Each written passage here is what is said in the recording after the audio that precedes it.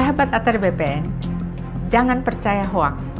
4 poin fakta Omnibus Law Undang-Undang Cipta Kerja. Hoak yang pertama, ganti kerugian dalam pengadaan tanah untuk kepentingan umum jauh di bawah harga pasar. Faktanya, tidak ada perubahan dalam pasal 33 Undang-Undang Nomor 2 Tahun 2012 tentang pengadaan tanah untuk kepentingan umum dalam Undang-Undang Cipta Kerja, di mana penilaian besarnya ganti kerugian oleh penilai independen dilakukan bidang per bidang yang meliputi tanah, ruang atas tanah dan bawah tanah, bangunan, tanaman, benda yang berkaitan dengan tanah dan atau kerugian lain yang dapat dinilai. Jadi, penilaian ganti kerugian tidak hanya tanah dan bangunan, namun juga benda di atas tanah juga ikut diganti. Bahkan kerugian lain yang dapat dinilai juga diberikan ganti kerugian. Hoak yang kedua, Undang-Undang Cipta Kerja mempermudah alih fungsi lahan sawah.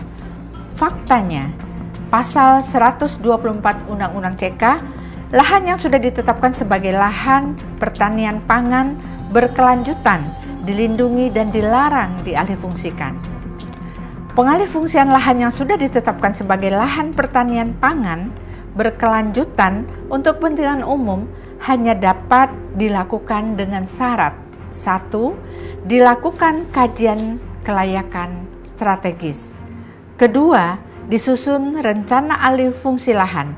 3. Dibebaskan kepentingan haknya dari pemilik dan disediakan lahan pengganti terhadap lahan pertanian pangan berkelanjutan yang dialihfungsikan. Hoak yang ketiga, Undang-Undang Cipta Kerja melalui Badan Bank Tanah menerapkan sistem pertanahan domain verklaring seperti zaman Belanda.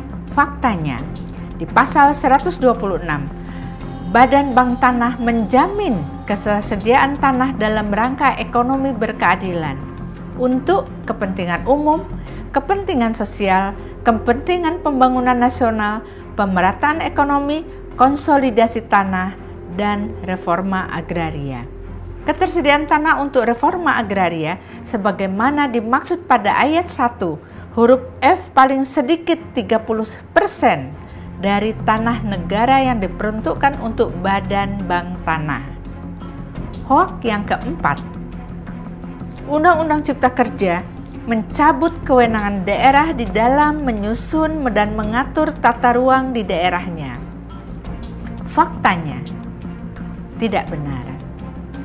Substansi Undang-Undang CK tetap mempertahankan kewenangan tata ruang di daerah seperti yang diatur Undang-Undang Nomor 26 Tahun 2007 tentang tata ruang, hanya menetapkan rencana tata ruang wilayah provinsi dan kabupaten melalui peraturan daerah dibatasi kurang dari 1 tahun, agar tidak seperti sekarang di mana penyusunan sampai penetapan perda memakan waktu selama 3 tahun bahkan lebih.